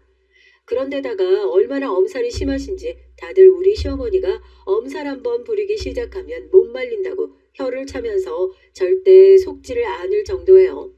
하지만 그 엄살을 다 받아줘야 하는 사람이 바로 제 남편이에요. 전 처음에 시댁의 합가에서 살면서 어머니가 무슨 중병에 걸리신 줄 알았어요. 왜 그랬느냐고요? 까딱하면 어디가 아프네, 숨을 쉴 수가 없네, 이런 소리를 늘어놓으시면서 환자인 척을 하신 겁니다. 아침에 일어나는 것도 못 일어나서 제 남편이 항상 가서 안방에서 일으켜줘야 일어나는 분이시거든요. 시아버지는 아예 이런 시어머니와는 각방을 쓰시면서 주로 서재에서 주무시고 안방을 혼자 차지하고 사시는 시어머니는 매일 일어나자마자 둘째 아들을 부르는 게 일과였습니다. 아들, 얼른 와서 엄마 좀 일으켜줘. 응? 아이고, 밤새 잠을 못 잤네. 목이 너무 뻣뻣하다. 알았어. 엄마 잠깐만 기다려요. 금방 가서 내가 일으켜줄게요. 그리고 목 안마도 해드릴까? 이런 꼴을 보고 사는데 누가 미치지 않을 재간 있겠어요? 시댁은 완전히 시어머니와 우리 남편의 신혼집이라고 해도 과언이 아닐 정도였습니다. 시아버진 모자가 연출하는 이런 시트콤 같은 상황엔 이골이 나셨는지 꼴도 보기 싫다고 혀를 차면서 서재에서 거의 나오질 않으셨어요. 그러면 남편은 시어머니가 차려주는 아침밥을 먹고 출근을 하는 거였습니다. 그동안 전 뭘 했냐고요? 방에서 아예 나오질 않았어요. 그건 좀 편하더라고요. 애초에 시어머니는 절 아들 뺏어간 나쁜 년이라고 생각하신 모양이었습니다. 그걸 막 겉으로 티내면서 절 미워하거나 구박하시진 않았어요. 하지만 우리 시어머니는 저와 남편이 결혼하던 날 억울해서 우셨습니다. 본인 막내 아들이 짠해서가 아니고요. 애써 다 키워놓으니 어디서 나타난지도 모르는 제가 뺏어간 것 같으셨나 봐요. 그러니까 아예 100% 본인을 위한 눈물이었던 거죠. 여러분, 결혼식을 하고 나서 2부 순서로 피로연을 시작하잖아요. 그러면서 신랑 신부는 흰 드레스 벗고 한복 입고 나와서 결혼식에 와주신 분들에게 돌아다니면서 인사를 하게 되어 있습니다. 그때 남편과 전 시부모님이 계신 테이블에 제일 먼저 갔어요. 그런데 아직도 시어머니는 목 놓아 울고 계신 거였죠. 시아버진 그 옆에서 그런 시어머니를 눈꼴 시린 얼굴로 바라보고 계셨고요. 아주버님은 또 시작이라는 듯이 혀를 쯧쯧 하더라고요. 아니 엄마 아직도 우시는 거예요? 나 어디 안 간다니까. 엄마가 하도 같이 살자고 해서 같이 사는데도 왜 울어요? 아니 나는 너희들이 이렇게 다 커서 결혼한다고 하니까 우리 막내가 7살 때 결혼 안 하고 엄마랑 살 거라고 그렇게 나랑 손가락 걸고 약속을 했던 게 생각이 나서 그랬던 우리 민수가 어떻게 결혼을 다 하니. 아이고 이건 배신이야 얘. 아이고 우리 민수 아까워서 어쩌니. 아니 누가 보면 아들 결혼식이 아니라 장례식 온 줄 알겠어. 어? 제발 그만 좀 하게. 좋은 날 왜 울고 그러나? 당신은 내 입장이 이해가 안 돼. 내가 민수 얘를 어떻게 키웠는데 이렇게 일찍 결혼할 줄 알았나. 그 앞에서 전 도대체 어떤 반응을 해야 할지 모르겠더라고요. 전 정말 시어머니가 이렇게 심각한 망상병 환자인 줄 몰랐습니다. 그래도 그땐 제가 합가를 했으니 잘해드려야겠다. 내가 어머니께 잘해드리면 어머니도 나를 귀여워하시겠지 하는 생각을 했어요. 그때는 제가 머릿속이 아마 꽃밭으로 가득했던 모양입니다. 사랑하는 남자랑 결혼을 했으니까 그 남자의 어머니도 제 어머니처럼 살갑게 대할 수 있을 거라고 착각을 했던 거였죠. 그런데 그건 정말 제 생각일 뿐이었습니다. 저를 미워하는 사람과 함께 산다는 건 얼마나 저를 깎아먹는 미친 짓인지 몰랐던 거죠. 신혼 초엔 남편에게 불평도 하고 시어머니에 대한 불만도 종종 말을 했어요. 하지만 남편은 곤란한 얼굴만 했을 뿐이에요. 그러면서 저한테 이런 말을 하는 거였습니다. 여보, 어머니 말이야. 날 미워하시는 거지? 꼭 당신이 나랑 같이 있는 시간대에만 어디가 그렇게 아프신지, 그리고 당신이 출근하면 갑자기 완전 멀쩡해지시는 거 알아? 어머니는 내가 꼴 보기 싫으신가 봐. 내가 아무리 잘해드려도 날 투명인간 취급하셔. 나 이 집에서 하루에 말 한마디도 안 하고 살 때도 있어. 이럴 바엔 내가 왜 결혼했는지 모르겠다고. 나도 알아. 어머니가 억지 부리시고 너무 애 같으신 거. 그런데 어떡해. 어머니인데 그럼 뭐라고 해? 나한테만 의지해서 30년이 넘게 사신 분이야. 그런 어머니를 내가 어떻게 모른 척할 수 있겠어. 남편과 저의 대화는 이렇게 평행선을 달렸고 그 후엔 서로 팩하니 돌아서서 각자 뒤돌아서 딴 방향을 보고 잤습니다. 그걸 넘어서서 전 남편의 얼굴조차 보기도 싫을 때도 있었어요. 전 헌신짝처럼 버린 채로 시어머니와 웃고 떠드는 걸 보면 정말 저 사람이 내 남편이 맞는지 의심이 될 때도 있었죠. 특히 가족여행을 가거나 쇼핑몰로 놀러 갔을 때 시어머니는 남편의 팔짱을 단단히 끼고 전 거들떠도 보지 않은 채로 성큼성큼 앞으로 나가셨습니다. 그러면 시아버지와 나머지 식구들은 얼굴이 벌개져선 일행이 아닌 척 다니기도 했고요. 그런 상황이 되면 시아버지는 저에게 미안한 얼굴로 눈을 찡긋하셨죠. 우리 시어머니는 그만큼 아무도 못 말리는 분이었습니다. 시어머니는 막내 아들만 있다면 세상에 무서울 게 없는 할머니였어요. 할머니지만 본인이 할머니란 소리를 듣는 건 아주 끔찍히 싫어하시는 분이었죠. 아주버님이 결혼을 해서 전 쌍둥이인 시조카들이 있었거든요. 그런데도 시어머니는 그 애들을 데리고 놀아준다든가 어디를 데리고 가시는 걸 본 적이 없습니다. 그렇게 조카 애들은 10살이 지났고요. 시어머니는 시조카들을 아기 때부터 안아주거나 봐준 적이 없었다고 신혼 초에 형님이 그러시더라고요. 저기 동서, 내가 할 말이 있는데 말이야. 우리 시어머니한테 많은 거 바라지 마. 우리 시어머니 말이야. 내가 애들 둘 키울 동안 우리 아들 딱 한 번도 안아준 적도 없는 분이야. 잠깐 봐준 적도 없으시고 아마 동서 애한텐 다를지도 모르겠다. 그렇게 죽고 못 사는 도련님의 아이니까 말이야. 그러셨다고요? 어떻게 그러실 수가 있어요? 아무리 시아주버님이랑 대면해도 손주는 이쁜 거 아닌가요? 그런데 시어머니가 정말 대단하시다. 알겠어요. 어차피 저도 큰 기대는 안 했어요. 우리 남편만 그렇게 죽자고 싸고 도시는 분인데 어련하겠어요. 형님, 우리끼리 잘 살아요. 그들만의 세상에 있는 그 두 분은 신경 쓰지 말아요. 오죽하면 제가 이런 말을 다 했겠어요. 여러분도 뭔가 짐작가는 것들이 좀 있으시겠죠? 정말 시어머니는 우리 남편을 무슨 애인처럼 착각하고 자랑하고 싶어하는 그런 망상병 환자였던 것이었습니다. 그런 것 때문에라도 시어머니는 피부과며 에스테틱에 월 100만 원, 각종 운동에 또 100만 원씩, 그리고 명품 샵에서는 VVIP 고객일 정도로 돈을 펑펑 물쓰듯 쓰고 다니셨던 겁니다. 시아버지가 하도 돈을 많이 쓰는 시어머니에게 넌더리가 나서 카드를 막아놓자 시어머니 몰래 아들 명의로 낸 카드를 가지고 다니면서 그렇게 긁어대더라고요. 그러면 아기를 재우느라 집에 있는 저한테 카드 알림이 막 오는 거였어요. 전 처음에 눈을 휘둥그레 뜨고 놀라서 어머니께 전화를 했습니다. 도대체 돈을 얼마나 쓰시는 거냐고 말이에요. 여러분들 같으면 황당하지 않으실까요? 어머니, 오늘 1시간에 100만 원 넘게 카드가 긁혔는데요. 어떻게 되신 거예요? 어머니 혹시 남편 카드 분실하셨어요? 어머, 그게 너한테 갔니? 아니다, 나 여기 백화점인데 오늘 신상백이 들어와서 하나 지른 거야. 넌 신경 쓰지 마라. 어차피 네가 갚는 거 아니니까. 우리 아들 돈 잘 버는 거 너도 잘 알잖니? 여러분들, 어떻게 하면 이런 논리를 펼칠 수가 있는 거죠? 아들이 번 돈을 자기 돈처럼 펑펑 쓰고 다니는 우리 시어머니. 전 이해가 안 가더라고요. 아무리 아들이라도 결혼을 했으면 경제적인 독립을 해줘야 하는 거 아닌가요? 어떻게 아들 등에 빨대를 꽂고 사실 생각을 하는지. 그리고 시어머니가 진짜 아픈 것도 아니고 사지가 멀쩡하신데 돈도 하나도 안 버시면서 남편과 아들 돈으로 호의호식을 하고 있다는 게 전 정말 기가 찼습니다. 저희 시어머니 연세가 몇인 줄 아세요? 이제 환갑이 조금 넘었어요. 요즘은 60세면 노인으로 부르지도 않는다면서요. 그런데 몇 년 전에 환갑 맞으신 우리 시어머니가 뭐라고 하셨는지 아세요? 세상에 남들도 하나도 안 하는 환갑잔치를 벌이고 싶다고 하시더라고요. 그리고 샤넬백을 사달라고 우리 남편을 막 졸라대는 거 있죠? 본인이 받은 샤넬백이 있다고 하시면서 환갑 일주일 전부터 아들 팔에 매달려 막 백 사달라고 조르는데 가관도 그런 가관이 없더라고요. 남편은 곤란한 얼굴로 웃기만 할 뿐이었습니다.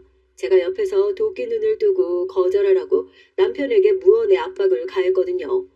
보다 못한 시어머니가 백은 무슨 백이냐고 정신 차리라고 시어머니께 무서운 얼굴로 일갈을 했어요.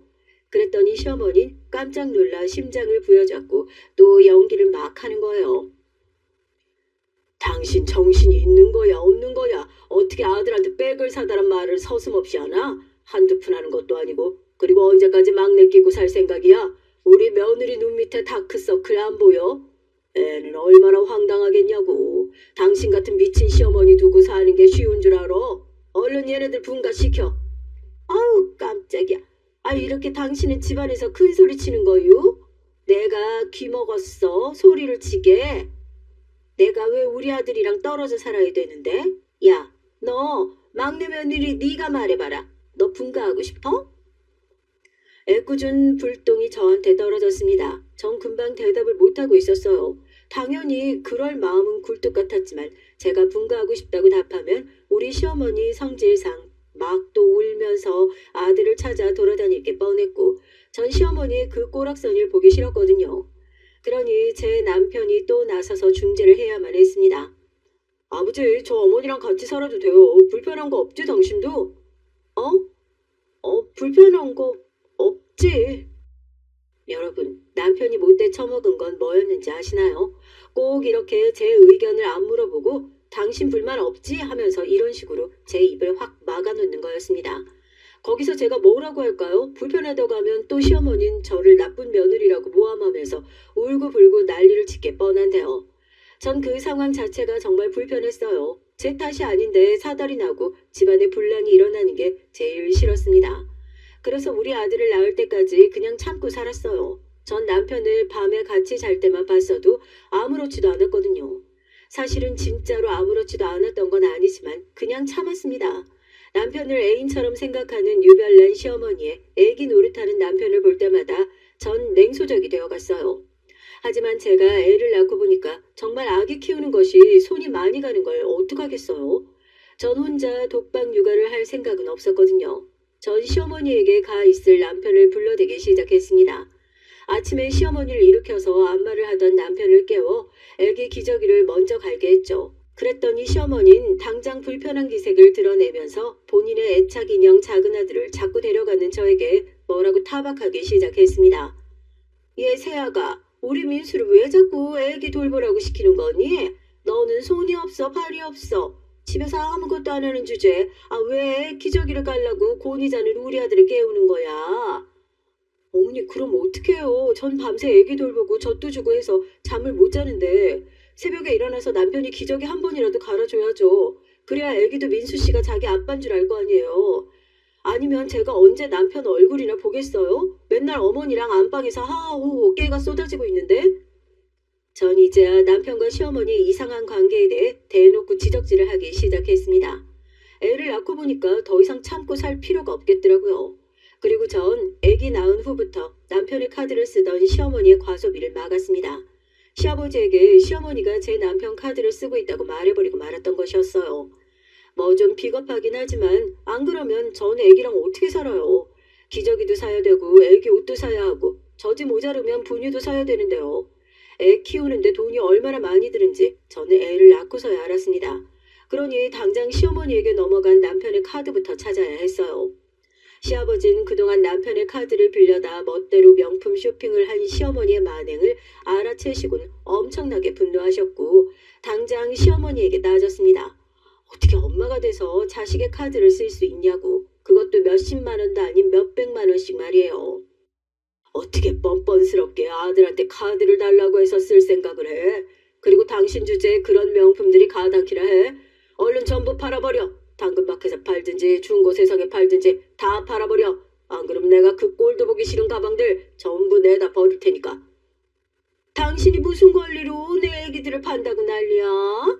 이게 내가 얼마나 피땀 흘려서 모은 것들인데 당신 카드로 산 거 얼만데 다 우리 민수 카드로 산 거라고. 그러니까 당신 이 가방 건드릴 생각 아예 하지도 마. 시어머니의 애기란 것들은 다름 아닌 그 명품 가방들을 말하는 것이었어요. 전 시어머니의 말들이 하나도 이해가 안 됐습니다. 어떻게 가방이 애기가 될 수 있으며 그걸 자기가 번 돈도 아니고 남편이랑 아들 카드로 살 수 있는지 말이에요.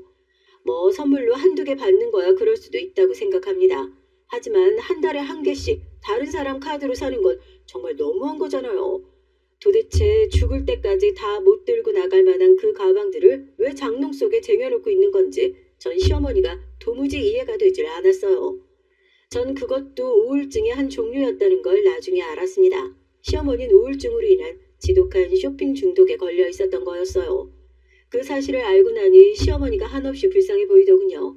이 모든 것이 시아버지를 향한 애정 결핍으로 인해서 물질적인 면의 기대, 우리 남편에게 그렇게 뒤틀린 애정을 갈구하고 있었던 것이었으니 말이죠. 하지만 그걸 알게 된 건 더 나중 일이었습니다. 그땐 도대체 시어머니가 왜 저러는 건지 알지도 못했고 한심하기가 이를 데가 없었어요. 전 그 책임이 남편에게도 있다고 생각해서 제발 정신적으로 독립을 좀 하라고 남편에게도 쓴소리를 하기 시작했습니다. 여보, 우리 분가하자. 어머니 말이야, 계속 저렇게 놔두다간 우리가 모시고 살아야 될지도 몰라. 우리도 우리 생활이 있어야 할 거 아니야. 난 이 상태로 답답해서 더 못 살겠어. 그래, 당신한텐 미안하게 생각해. 하지만 결혼할 때 합가하기로 서로 합의하고 들어온 거잖아. 나도 도저히 어머니 버리는 짓은 못해. 양심의 가책이 돼서 말이야. 여보에겐 정말 미안해. 하지만 내가 우리 아기한테 더 잘할게. 당신을 사랑하지 않아서가 아니야. 우리가 지금 나간다고 하면 우리 엄마가 정말 뒷목 잡고 쓰러지실 거야. 난 그게 눈에 보여. 그러니까 조금만 참자. 내가 눈치 봐서 엄마한테 전셋집 얻어 나가겠다고 말을 해볼게. 나는 괜찮아서 이렇게 사는 줄 알아? 나도 힘들다고. 당신은 나랑 결혼만 했지. 어떨 땐 시어머니가 당신 마누라 같아. 알아? 그 관계가 정상적인 거야. 당신의 양심이 있으면 생각을 좀 해봐. 아니 너는 왜 우리 착한 아들을 잡고 난리야? 너 미쳤니? 우리 아들을 데리고 네가 어딜 나가기를. 처음에 결혼할 때 우리 집에서 살기로 했으면 끝까지 그런 줄 알아야지. 이 집에서 나가고 싶으면 며느리 너나 애기 데리고 나가. 우리 민수는 절대 못 주니까. 제가 남편을 잡으면 어느새 시어머니가 달려와서 아들 편을 들면서 절 미친 여자로 몰아가고 있는 거였어요. 전 시어머니가 이렇게 억지를 부리기 시작하면 정말 무서워졌습니다. 막장 드라마에 나오는 못된 시어머니도 이렇게까지는 안 했을 거예요. 이런 일이 정말 비일비재했어요. 모든 분란이 시아버지가 집에 안 계셨을 때 일어나던 일이라서 시아버지는 정말 이 사실들을 까맣게 모르고 계셨습니다. 시아버지는 부동산 사업을 하시느라 고객들을 데리고 땅을 보러 다닌다던가 지방 출장을 가는 일이 많으셨어요. 그러다 보니 집안엔 항상 우리 부부와 시어머니만 계시는 날이 많았죠. 그러니 시아버지가 모든 사실을 알게 되기까진 시간이 좀 걸린 게 사실이었습니다. 이렇게 살다간 제가 화병으로 미쳐버릴 것 같았죠. 그래서 전 남편 몰래 장롱에 비상금을 모아두기 시작했습니다. 그건 나중에라도 우리가 전셋집을 얻어서 나갈 때를 대비해서 모아둔 돈이었어요. 남편이 주는 생활비를 아끼고 먹고 싶은 것도 못 사 먹고 제 옷들도 하나도 안 사고 진짜 악착같이 모아둔 돈이었죠.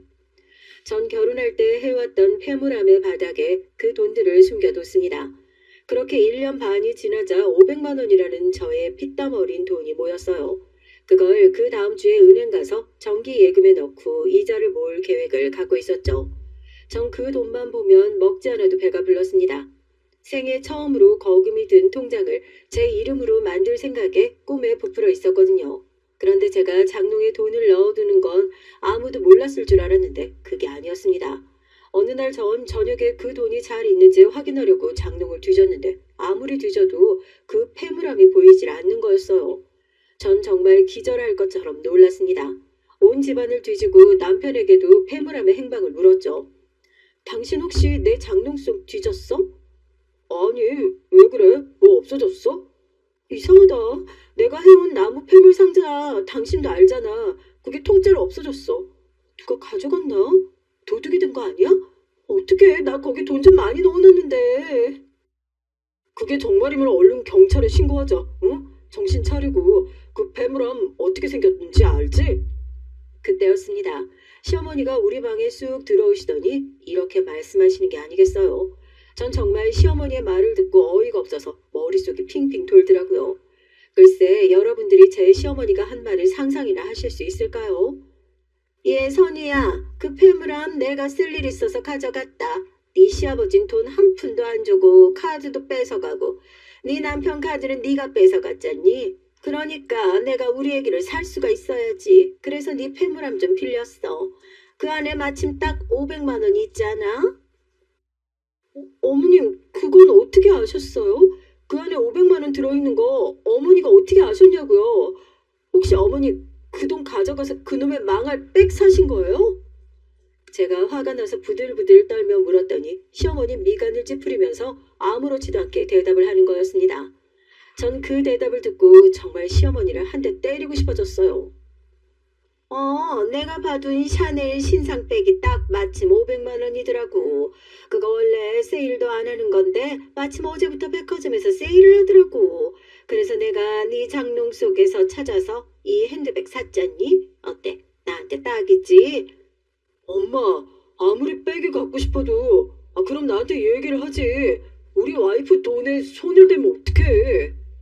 남편은 사색이 된 채 제 얼굴을 보고 무언가 불길한 기운을 느꼈는지 안절부절 못하면서 양심적으로 그날은 제 시어머니 편을 안 들더라고요. 그래도 그 사람이 무슨 힘이 있겠습니까?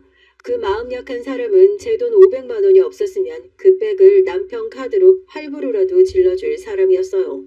전 너무 화가 나서 시어머니를 향해 삿대질을 하면서 이성을 잃고 고래고래 소리를 질렀습니다. 어머니, 미친 거 아니에요? 그거 엄연히 제 폐물함인데 어떻게 거기다 손을 대실 수 있어요? 이건 엄연히 절도라고요. 어머니, 절도. 아니, 절도라니. 내가 내 며느리 비상금 좀 갖다가 썼기로 써니 누가 뭐라고 한다는 거냐? 갚아주면 될 거 아니야. 내 참 치사해서. 아니지, 갚긴 내가 왜 갚아. 며칠 후면 내 생일인데 그까지도 500만 원 내 샤넬백 생일 선물 준 셈 치면 되지. 뭐라고요? 그게 왜 생일 선물이에요? 갈치지. 제가 왜 어머니 생일에 500만 원짜리 백을 해줘요? 어머닌 제가 시댁에 들어와서 사는 동안 선물 한번 해준 적 있으세요? 제 생일이 언제인지는 아시고요. 다 됐고요. 그 백 당장 물러서 제 돈 갚으세요. 아니면 진짜 어머니 신고당하실 줄 아세요? 아이고, 그래, 무섭다 무서워. 신고는 무슨, 아무것도 못하는 년이 말만 저러지. 나 백 자랑했으니 이만 들어간다. 전 너무 분하고 억울해서 울면서 있는 대로 소리를 질러댔습니다. 시어머니는 제가 길길이 날뛰는 모습을 보시고 저한테 미쳤냐면서 혀를 차면서 안방으로 들어가시려고 했어요. 남편은 똥마려운 강아지처럼 저와 시어머니 사이에서 어쩔 줄 몰라 하고 있었고요. 저는 방 안으로 들어가려는 그 미친 시어머니의 손에서 샤넬백을 뺏어 들고 가위를 잡았습니다. 그리고 시어머니가 아타는 사이에 그 망할 가방을 갈기갈기 오리고 찢어놨어요. 그랬더니 시어머니는 눈이 경악으로 커지면서 스르르 주저앉는 것이었습니다. 누가 보면 진짜 가방이 애기라도 되는 줄 알겠어요. 이 미친년아, 왜 우리 애기를, 이게 얼마나 비싼 건데 한정판이야. 다시는 수입도 안 되는 거라고. 너 정말 돌아도 단단히 돌았구나. 아이고, 며느리란 년이 시어머니 백은 못 사줄 망정 내가 산 걸 이렇게 다 해코지를 해놨어. 네, 저 어머니 때문에 돌았어요. 지금 화가 나서 미치고 팔짝 뛸 지경이에요. 어떻게 나한테 이래요? 어머니가 지금까지 해준 게 뭐가 있다고 내 돈 가져가서 당당하게 백을 사냐고요. 당신도 마찬가지야. 어떻게 어머니가 날 이렇게 우습게 볼 때까지 보고만 있어? 당신이 왜 나랑 결혼했어? 이렇게 날 쓰레기 같은 감정에 내몰려고 결혼한 거야? 왜 아무 말도 못하니? 입이 있으면 둘 다 말을 좀 해봐. 시어머니는 갑자기 미친 듯이 제 머리채를 잡아당기셨어요. 전 시어머니의 소나기에 질질 이끌려 이리저리 끌려다니며 아프다고 소리를 질렀습니다. 몇 분 만에 겨우 어머니 소나기에서 빠져나와 정신을 차려보니 시어머니는 싹둑 잘려진 가방을 끌어안고 미친 듯이 오열을 하고 있었습니다. 전 너무나도 화가 치밀어서 그런 미친 시어머니의 뺨을 한 대 쫙 갈겼어요. 어머니, 정신 차려요. 이거 어머니 애기 아니에요. 그리고 어머니, 이제 절도죄로 고소당할 줄 아세요. 어머니 때문에 전 민수 씨랑도 이혼할 거니까요. 우리 애는 제가 데리고 가요. 이런 미친 집안에 한시라도 갇혀있고 싶지 않아요. 그 후에 전 펑펑 울면서 우리 방으로 들어가서 되는 대로 캐리어에 짐을 싸가지고 우리 아들을 업고 무작정 시댁집을 나왔어요. 제 남편은 급하게 저를 따라 나와서 제 팔목을 잡았습니다. 그리고 화가 난 저에게 울면서 네가 참으라고, 시어머니가 어른이니 이겨 먹으려 들지 말고 그냥 참아라, 이런 개소리를 하는 겁니다. 그래도 어머니 뺨 때린 건 사과해야지. 잘못했다고 빌자, 응? 이자라도 들어가서 어머니께 잘못했다고 하면 내가 500만 원 대출 받아서라도 네 통장에 채워줄게, 어? 전 이런 남편놈의 답답한 소리를 듣자 더 열이 받아버렸어요. 등에 업은 애기는 울고 있고 남편은 시어머니한테 사과하라면서 제 마음을 몰라주고 있잖아요. 전 정말 그날 실신을 하지 않은 게 용할 지경이었습니다. 전 답답한 소리를 계속하는 남편의 뺨도 짝소리나게 갈겨버렸어요. 그랬더니 차라리 속이 시원하더라고요. 전 어안이 벙벙한 채로 저를 쳐다보는 남편의 면상이 되고 이렇게 소리를 쳤어요. 너도 마찬가지야. 네가 시어머니 버릇을 더 망쳐놓은 못된 자식이라고. 시어머니가 잘못한 게 있으면 따끔하게 얘기를 해야지. 그걸 네 엄마라고 편을 들어주고 앉았니? 너랑 네 엄마 둘 다 제정신이 아니야. 그러니 니네 엄마랑 둘이 손잡고 정신병원에나 가봐. 우리 아들은 이런 미친 집안에 놔둘 수 없어. 이제 이혼이야. 난 그래도 네가 정상인 것 같으면 내 편 들 줄 알았어. 그런데 넌 끝까지 시어머니 편이구나. 이제 됐어. 우린 여기까지인 것 같다. 너 같은 새낀 그냥 네 엄마랑 둘이 살아야 하는 종자야. 다음에 또 재혼해서 다른 여자 등쳐먹을 생각 말고 니네 엄마나 잘 모셔, 이 개새끼야. 전 그동안 남편한테 하고 싶었던 말을 속사포처럼 쏟아내놓곤 남편이 멍하니 있는 틈을 타서 도망치듯 택시를 타고 친정으로 가버렸어요. 우리 아들을 그 집안에서 키웠다간 정말 남편처럼 될까봐 덜컥 겁이 났습니다. 그래도 아직 아기니까 남편이 없어도 제가 취직만 하면 우리 아들 하나쯤은 먹이고 입히고 살 수 있을 거라고 생각했어요. 그리고 당연히 지저분한 소송을 해서라도 양육비는 받아내고 말 겁니다. 그동안 제가 시어머니에게 당한 게 있는데 어떻게 위자료 한 푼 없이 나갈 수 있겠어요? 친정에 돌아오니 정말 마음이 편해지면서 눈물이 한없이 쏟아지는 것이었어요. 친정엄만 제가 큰 가방을 끌고 울면서 애를 업고 들어오는 걸 보자 무슨 일이냐고 물으시면서 눈을 휘둥그레 뜨셨죠. 전 오늘 일어난 일을 친정엄마에게 모두 말씀드렸습니다. 그랬더니 우리 친정 부모님 두 분 다 화가 나서 어쩔 줄 모르시더라고요. 어떻게 합가했다고 며느리 돈을 훔쳐다가 백을 살 생각을 하냐고.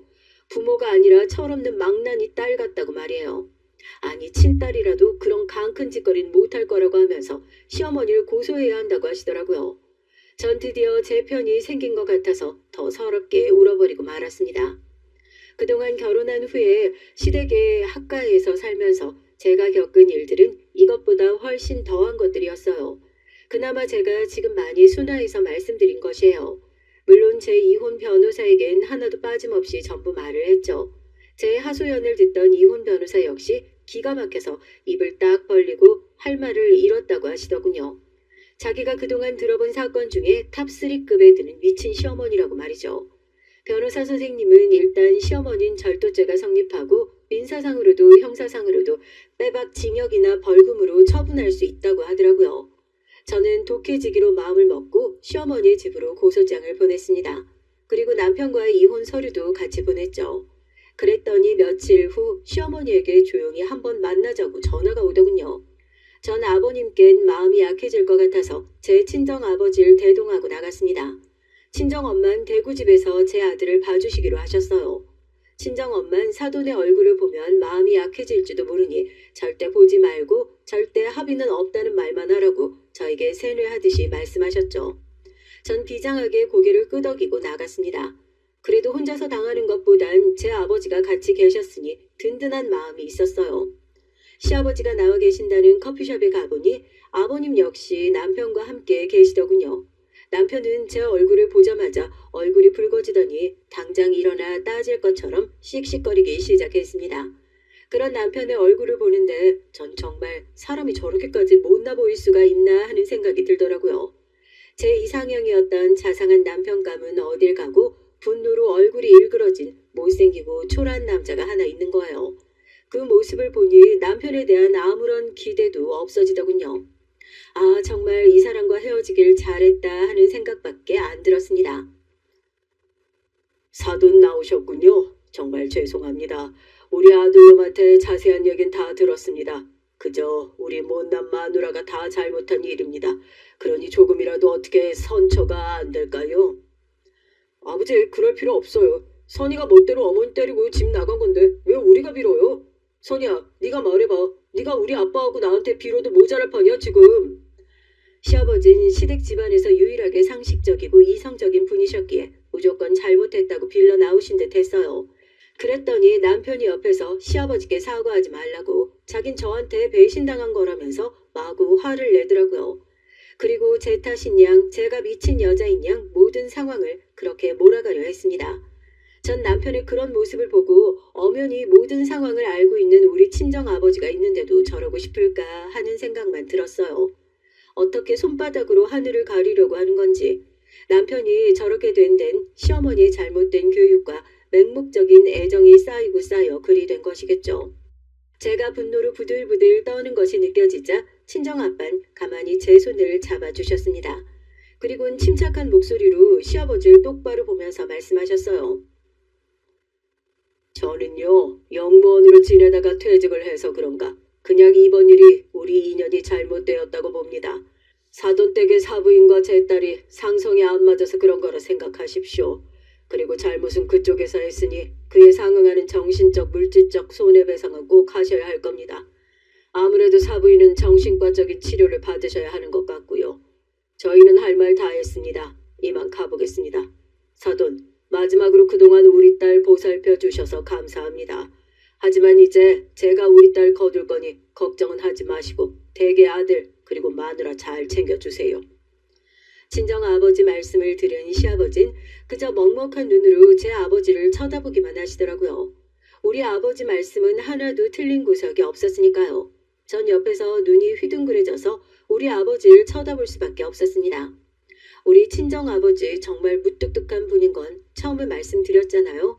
매일 집에 와서도 한두 마디 듣기도 힘든 양반인데 이렇게 조리 있게 말도 길게 할 줄 아는 분이셨다니 전 새삼스레 아버지에게 존경심이 샘솟기 시작했습니다. 친정아버진 제 손을 끌고 커피숍을 나오면서 제 손을 힘있게 잡아주셨어요. 그리고 저한테도 이런 말씀을 하시더군요. 내가 우리 딸한테 너무 무심했지? 미안하다. 우리 세대는 말을 아껴야 한다고 교육을 받은 거라. 그래서 내 할 말 없으면 입 다물고 지냈던 거야. 그런데 이번 일 생기고 나니까 할 말은 해야겠다 생각이 들더라. 그래서 사돈 어른 앞에서도 당당히 말했던 거다. 우리 딸 그동안 시댁살이 하면서 얼마나 속이 썩었나. 그러니 우리 집으로 돌아가자. 이 아빠가 맛있는 미역국 끓여줄 테니까 집에 가서 우리 밥 먹자. 아, 왜 울어? 친정아빠의 의외의 다정함에 전 어느새 굵은 눈물을 흘리면서 엉엉 울어버렸습니다. 그렇게 대구로 돌아오는 차 안에서 아버진 말없이 운전을 하시고 전 한참을 흐느껴 울었어요. 그러고 나니 정말 날아갈 것처럼 속이 시원해지더라고요. 저도 주책이긴 하지만 사람은 울 일이 있을 때 참으면 나중에 속병 든다는 걸 그때 처음 알았습니다. 이렇게 저의 3년에 걸친 험난한 시댁살인 남편과의 사이다 이혼으로 끝이 났어요. 그 후에 시어머니는 어떻게 됐냐고요? 시아버지는 당장 남편과 시어머니를 떼어놓기 위해서 시어머니를 정신병원에 입원시켰다고 합니다. 그리고 그 시어머니의 애기들인 명품백들은 몽땅 다 처분해서 저에게 위자료로 다 주셨다고 했어요.